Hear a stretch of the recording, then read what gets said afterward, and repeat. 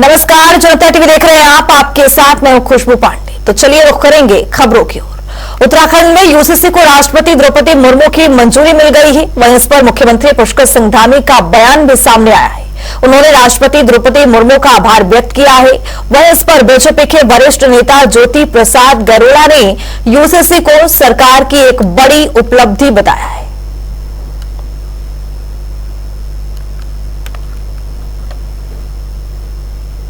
राष्ट्रपति जी के पास हमने उसको अनुमोदन के लिए भेजा था।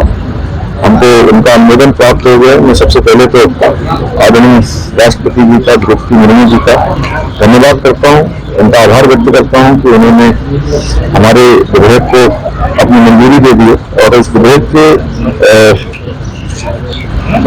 राज्य में लागू होते ही तमाम प्रकार से जो महिलाओं का उत्पीड़न है, बुजुर्गों का सुरक्षा है, बच्चों की सुरक्षा है, जो कुरीतियां हैं, उन सबसे और इसका सारा श्रेय प्रदेश के मुख्यमंत्री पुष्कर सिंह धामी जी को जाता है। वास्तव में विभिन्न वर्गों में, जातियों में, धर्मों में, कार्य व्यवसायियों में एक अलग अलग तरह के कानून जो विद्यमान थे, उससे समाज में अनेक प्रकार की भ्रांतियां, अनेक प्रकार की कुरीतियां जन्म ले रही थी। उन सब बातों को समाप्त करते हुए सारे समाज के लिए एक कानून, एक विधान के हिसाब से अब यह राज्य संचालित होगा। देहरादून में राज्य पशुधन मिशन योजना के लाभार्थियों को चेक वितरण कार्यक्रम का आयोजन किया गया, जिसमें मुख्य अतिथि के तौर पर मुख्यमंत्री पुष्कर सिंह धामी ने शिरकत की। इस दौरान सीएम धामी ने योजना के लाभार्थियों को चेक वितरित किए, साथ ही अंजल शहद का भी शुभारंभ किया है। बता दें कि कार्यक्रम में कैबिनेट मंत्री गणेश जोशी के साथ विभागीय मंत्री सौरभ बहुगुणा के साथ बड़ी संख्या में दुग्ध पालक और पशुपालक भी मौजूद रहे।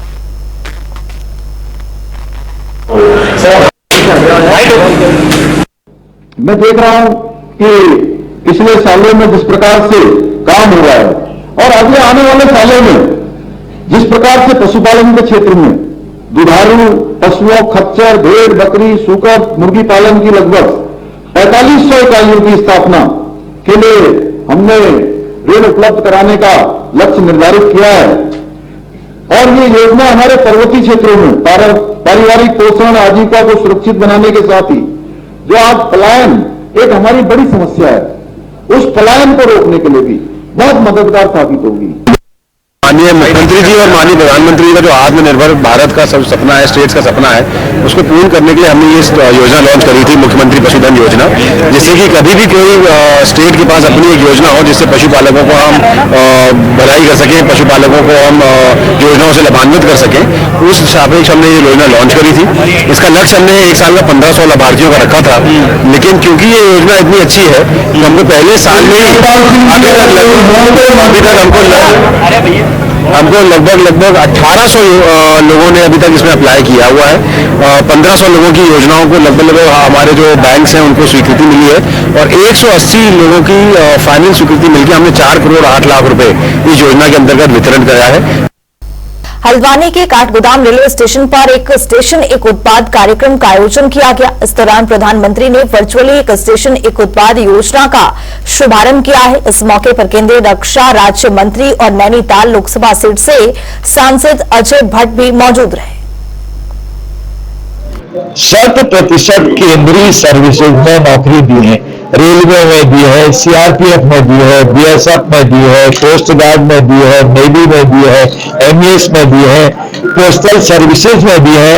ये सारे जो पोस्ट खाली थी आज तक केंद्र सरकार में पहली बार मोदी जी ने इतिहास कायम किया है, वो पोस्ट भरी है और जो कहा वो किया। 10 लाख लोगों को रोजगार।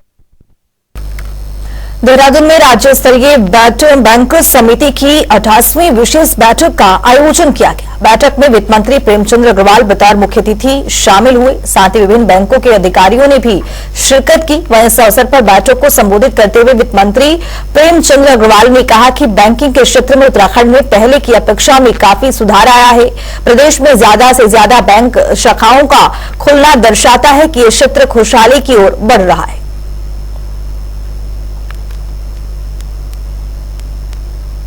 में हम लोगों ने क्या क्या काम किया, क्या हमारी प्रगति है, इस पर हम लोग बातचीत करते हैं।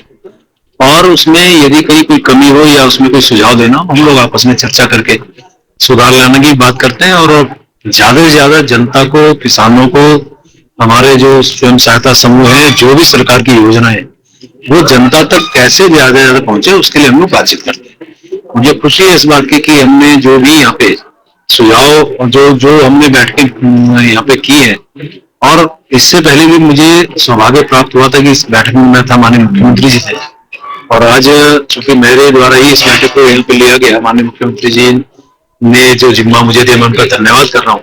तो उसमें और आज में थोड़ा पहले से बेहतर स्थिति में हम लोग हैं। आगामी लोकसभा चुनाव को लेकर बीजेपी अपनी तैयारियों में जुटी हुई है। पार्टी की तरफ से लगातार अभियान चलाए जा रहे हैं। इसी कड़ी में बीजेपी की ओर से आपका सुझाव हमारा संकल्प अभियान की शुरुआत की गई है। इस अभियान में एलईडी वाहन पत्र, पट्टिकाओं, जनसंपर्क, नमो ऐप एवं मिस्ड कॉल के माध्यम से मिलने वाले सुझाव के आधार पर पार्टी अपना चुनावी संकल्प पत्र तैयार करेगी। वह इस पर जानकारी देते हुए राज्यसभा सांसद नरेश बंसल ने बताया है कि इस अभियान के जरिए विभिन्न वर्गों तक पहुंचने का प्रयास किया जा रहा है। लोकसभाओं में हमारे कार्यालय खुल चुके हैं, उससे नीचे विधानसभा स्तर पर कार्यालय खुलने की प्रक्रिया चल रही है। मैं समझता हूं 1-2 दिन के अंदर सभी विधानसभाओं में हमारे चुनाव कार्यालय खुल जाएंगे। जगह जगह पर हमारी मोदी की गारंटी विकसित भारत संकल्प पत्र जो भारतीय जनता पार्टी लाने वाली है चुनाव के लिए, उसके लिए जनता के प्रत्येक वर्ग से सुझाव लिए जा रहे हैं, जगह जगह बैठकें करके। मसूरी में कैबिनेट मंत्री गणेश जोशी ने विभिन्न विकास कार्यों का शिलान्यास किया है। इस दौरान उन्होंने संबंधित कार्यदायी संस्था के अधिकारियों को निर्माण कार्यों में अच्छी गुणवत्ता की सामग्री का ध्यान रखने के निर्देश दिए हैं।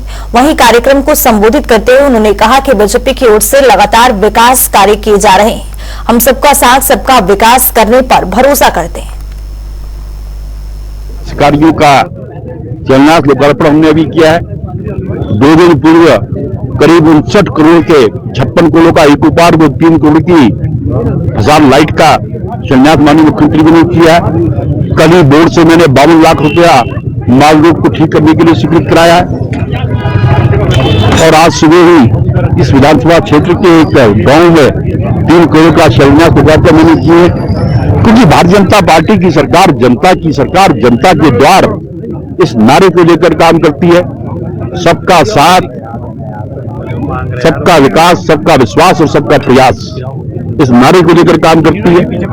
हम जलगत भावना से कोई काम नहीं करते, हम जातिगत भावना से कोई काम नहीं करते। यही कारण है कि भारतीय जनता पार्टी आज विश्व की नंबर 1 पार्टी है। उत्तराखंड राज्य महिला आयोग के जरिए सशक्ति नारी सम्मान कार्यक्रम का आयोजन किया गया, जिसमें मुख्य अतिथि के रूप में कैबिनेट मंत्री सुबोध उनियाल ने शिरकत की। बता दें कि कार्यक्रम में 13 महिलाओं को उनके कार्य के लिए सम्मानित भी किया गया है।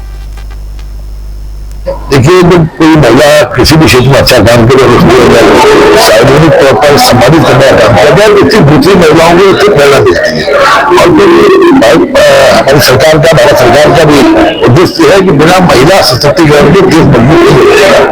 महिला सशक्तिकरण के लिए सबसे बड़ी आवश्यकता है कि महिलाओं के अंदर एक बड़ा आत्मविश्वास। मोदी जी, माननीय मुख्यमंत्री पुष्कर सिंह धामी जी के नेतृत्व में महिलाएं सशक्त होती जा रही है और सेल्फ हेल्प ग्रुप के माध्यम से वो स्वरोजगार से जुड़ रही है।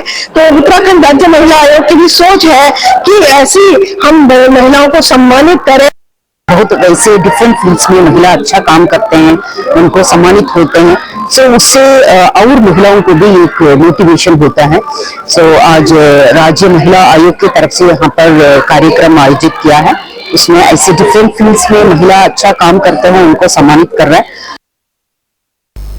उत्तराखंड के शहरी विकास मंत्री प्रेमचंद्र अग्रवाल ने देहरादून में स्मार्ट सिटी प्रोजेक्ट के तहत कराए जा रहे निर्माण कार्य का औचक निरीक्षण किया है, जिसमें प्रेमचंद्र अग्रवाल ने कार्यदायी संस्था को समय से निर्माण कार्य पूरा करने के निर्देश भी दिए हैं और कहा है कि कार्यक्रम में कहीं पर भी कोई लापरवाही बर्दाश्त नहीं की जाएगी।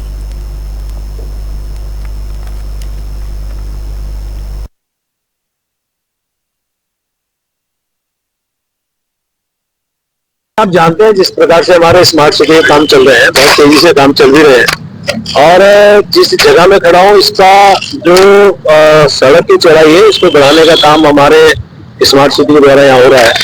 आप देखिए कि जहाँ पहले 7.5 मीटर था, लगभग 5 मीटर यदि और मिलता है तो 12.5 मीटर की रोड चौड़ी होगी। इसमें यहाँ पे हम लोग किनारे किनारे फुटपाथ भी बनाएंगे और लगभग ये 350 मीटर का है।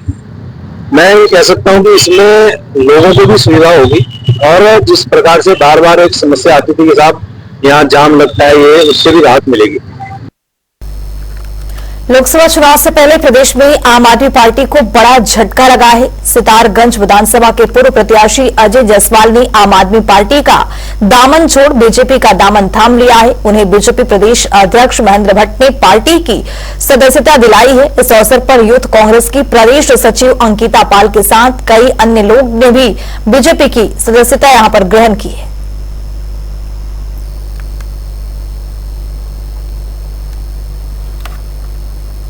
इस बुलेटिन में मेरे साथ इतना ही। देश और दुनिया के तमाम खबरों के लिए बने रहिए जनता टीवी के साथ।